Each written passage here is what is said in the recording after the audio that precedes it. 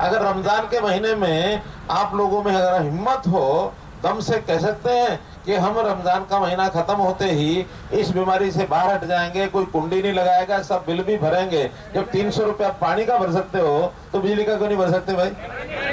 भरेंगे। अगर सारा गांव बिजली का बिल भरने के लिए तैयार हो तो 24 घंटे बिजली देना मेरा काम है।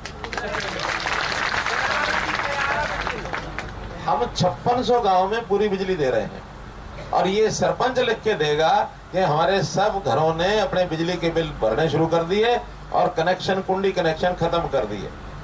थोड़ा हिम्मत का काम है ये, करेंगे ना? और जो दूसरा भी कोई यहाँ नहीं बैठा उसको भी समझाना कि अगर गांव की इज्जत बढ़ानी है, इज्जतदार गांव बनेगा तब जब हम सरकार की कही हुई बातों के हिसाब से, जैसा वो कहते हैं हम चले और जो हम कहेंगे वैसी सरकार चले। ये तो दोनों का काम है। जैसा आप कहेंगे हम करेंगे, जैसा हम कहेंगे आप करो।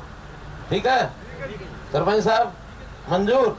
पंचायत में पास करो रेजोल्यूशन कि अगले महीने से हर एक परिवार का आदमी बिजली का बिल भरेगा। जो नहीं भरेगा पंचायत की तरफ से जुर्माना भी लगा देना, आपकी आमदन बढ़ जाएगी। तो ये काम भी बिजली का हम पूरा करेंगे, हमारा काम है करने का। अब मित्रों, अगला काम मैं ये करता हूं कि जो काम आप लेके आए हैं, मैं अपने अधिकारियों को और अपने पुलिस के जो कमांडो हमारे उनको भेजता हूँ। वहीं बैठे रहना, खड़े मत होना कोई भी। आपका कागज, एक एक कागज लेके आएंगे, फिर मैं अगली बात आगे शुरू करूंगा। चलो भाई। वाचर ड्यूटी, बैठे रहो। सफारी में जो है वो चले जाओ, अपनी जगह बैठे बैठे दे दो।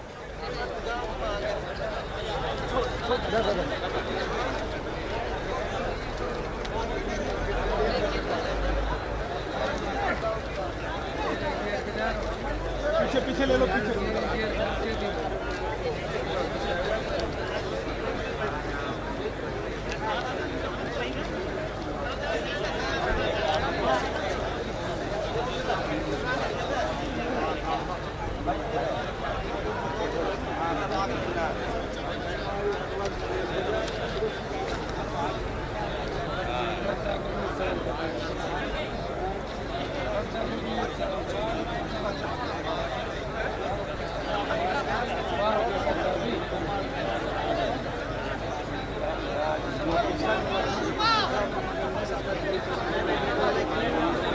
नहीं जा रहा है, सीधे देख देगा।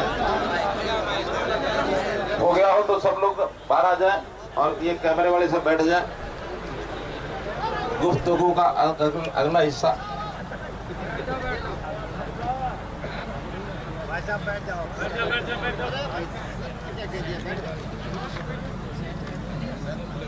साइड में पानी पी रहा है। ये गुफ्तगू सेहतमंद में है। पानी देना, पानी कोई पैसा नहीं लगा है। अभी मेरी बात तो मैंने कर ली। अब आप लोगों में से कोई 10 लोग ऐसा बोलेंगे जो सारे इलाके की बात हो, जो गांव शामलत की बात हो, पर्सनल बात आपने जो लिख के दे दी वो मैं दिखवाऊंगा। मेरा एक एक जो कागज आपका दिया हुआ है, हर अधिकारी उसको पढ़ेगा, डिपार्टमेंट में जा करके आपको काम करके वापस लौटाएगा। काम होने वाला है तो तुरंत करेंगे, नहीं होने वाला हो तो आपको बताएंगे कि इस कारण से अभी नहीं हो सकता, बाद में होगा या बिल्कुल नहीं हो सकता। कई बार कैसे काम होते हैं, 2 आदमियों का जमीन का झगड़ा है, वो कहता मेरी है, वो कहता मेरी है, जमीन एक है तो दोनों की थोड़ी हो सकती है। क्यों?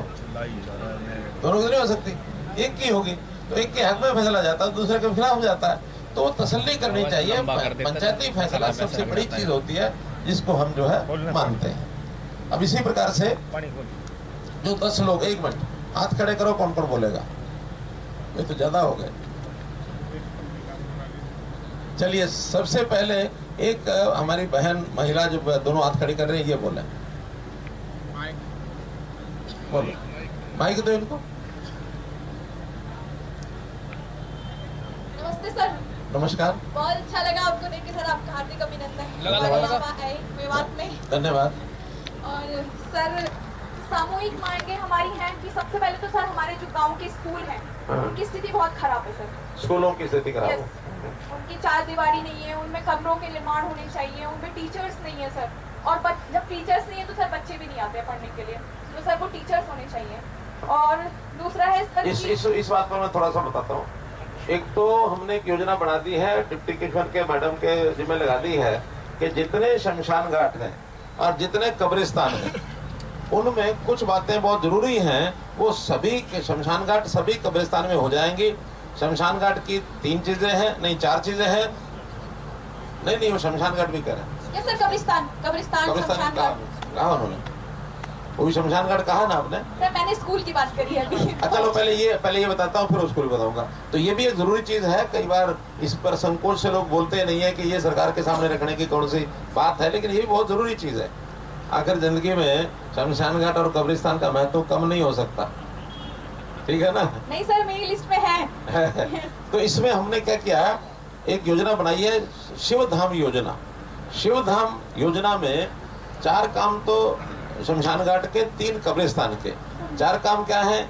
वहां तक जाने का रास्ता पक्का हो, उसकी 4 दीवारी हो और उसके कोई पानी की वहां व्यवस्था हो और शेड की व्यवस्था हो। शेड और सर चबूतरा होना चाहिए, प्रॉपर नमाज पढ़ने के लिए, नमाज जनाजा पढ़ा जाता है। अच्छा। तो उसके लिए कोई मतलब प्रॉपर व्यवस्था नहीं है। ठीक हो गया। तो जो कब्रिस्तान है उसमें शेड की जरूरत नहीं है, क्योंकि शेड वहां दाह संस्कार किया जाता है या दफनाया जाता है, तो दफनाने पर तो शेड की जरूरत नहीं है, दाह संस्कार में जरूरत होती है ऊपर शेड की, इसलिए वो बदले में चबूतरा कोई जो है नमाज के लिए उसका बन सकता है। ऐसा ही शमशान घाट और कब्रिस्तान बड़े हैं तो वैसी व्यवस्था हो सकती है, अगर बहुत छोटे हैं तो वहाँ फिर उसकी जरूरत नहीं होती है।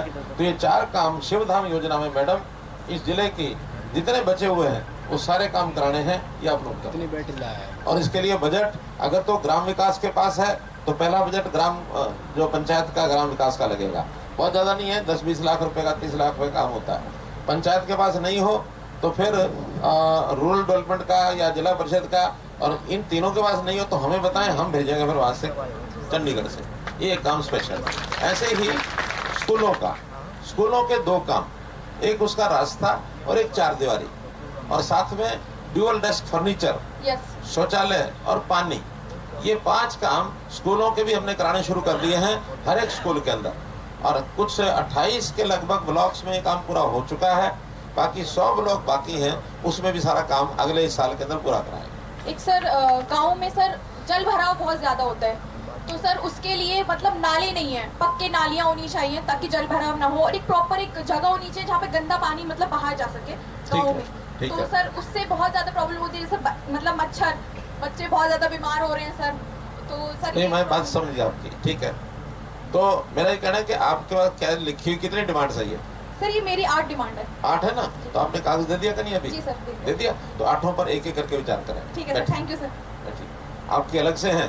जी सर, नमस्कार, मेरा नाम डॉक्टर रमजान फातिमा है, मैं मेवात इंजीनियरिंग कॉलेज नू से आई हूँ आपके साथ इंटरेक्शन करने के लिए। और मैं आप इतनी दूर से? जी सर, क्योंकि हम तो मैं नू जिले में आने वाला था सर रमजान का महीना चल रहा, हम काफी परेशान है 2020 से लगभग, तो हमें ये अपॉर्चुनिटी मिली तो हम यहाँ पर आए हैं। सर मेवात इंजीनियरिंग कॉलेज नू, जो कि वक्फ बोर्ड द्वारा स्थापित किया गया है 2010 में, एक प्रशंसनीय कार्य किया गया हरियाणा वक्फ बोर्ड के द्वारा। लेकिन अब ये कॉलेज 2020 से बहुत ही दयनीय स्थिति में है। यहाँ से सर 6-5 महीने से सर हम सब एम्प्लॉयज़ को सर सैलरी नहीं मिली है, और जिसकी वजह से सारे एम्प्लॉयज़ बहुत हतोत्साहित हैं और बहुत ही नकारात्मकता उनके अंदर जन्म ले रही है। और सर कॉलेज की स्थिति भी बहुत दयनीय हो गई है। और ये सर कॉलेज जो है वो एकमात्र इंजीनियरिंग कॉलेज मेवात में है सर, और जो वहाँ के गरीब बच्चों को पढ़ाने के लिए खोला गया है। पिछले 4 महीने पहले मेरे पास ये विषय आया था, 5 करोड़ रुपया उसका बकाया था।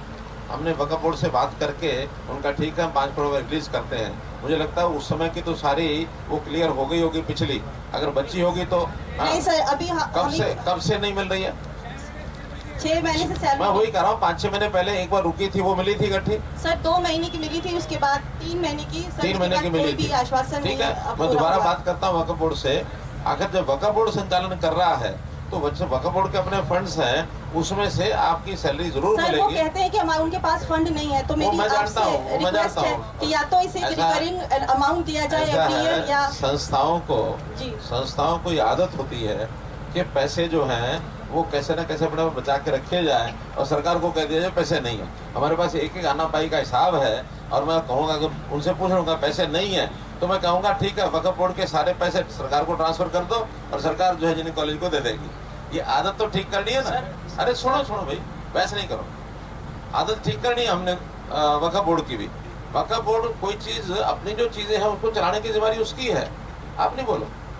नहीं मैं बताऊंगा ना, एक बात ऐसा नहीं, बहस नहीं करनी, दे दो ना, मैं इनकी बात का जवाब दे रहा हूँ, आप बैठ जाओ। एक ही विषय को लेकर 10 लोग वोटें बात ही रह जाएगी। पहली बात तो कि नूह की बात सुनने का कोई अधिकार नहीं है ये मेरा, फिर भी मैं आपकी बात सुन रहा हूँ, अगली बात बता रहा हूँ। सर आप हमारे क्षेत्र के मुख्य। अरे नहीं, ऐसा नहीं है, मैं इस गाँव में आया हूँ स्पेशली। मैं इस गाँव से बाहर के लोगों को, आसपास के लोग तो चलो ठीक है, नूह के लोग अपनी शिकायत अपनी दे दें और उसका धन कराएंगे। यहाँ पर बाहर के दूर के लोग करेंगे तो ये गांव के लोगों की समस्या रह जाएगी, इसलिए मैं कह रहा हूँ। मैं अगली बात बता रहा हूँ कि वहाँ वक्फ बोर्ड के पास साधन है और जो साधन नहीं होंगे तो सरकार टेक ओवर करेगी उसको। सरकार ऐसे ही नहीं देगी। फिर इंजीनियरिंग कॉलेज को हम टेक ओवर कर लेंगे और साथ में वक्फ बोर्ड की भी इतनी प्रॉपर्टी कर लेंगे जो इंजीनियरिंग कॉलेज को चलाने में काम आए। सर ये कॉलेज यानी काम जिसका है वो संस्था करे नहीं और सरकार को कहे कि भी आप दे दो। कोई भी संस्था हो, किसी की भी, मेरा कोई संस्था विशेष से बात नहीं है, लेकिन ये चीजें सख्ती से पालन करानी पड़ेंगी। और जैसे मैंने बताया ना, संस्थाओं को दे दो माइक दे दो। संस्थाओं को आदत होती है पैसे बचा के रखने की, पता नहीं आगे क्या होगा क्या नहीं होगा, छुपा लेते हैं। हमारे यहाँ म्यूनिसिपल कॉर्पोरेशन कमेटियां वो भी बहुत छुपाते हैं। कमेटियों में मैंने पीछे देखा, एक एक कमेटी में 100 करोड़ 200 करोड़ 300 करोड़ बैंकों में जमा पड़ा है। कुछ गांव में भी 20-20 30 करोड़ पड़ा है। उटावड़ में तो नहीं है कोई, बैंकों में तो नहीं पड़ा कोई, बस अरे कुछ नहीं, 30 लाख क्या होता है। तो जैसे संस्थाओं को होता है ना, ऐसे कभी कभी ना अपने जो घरों में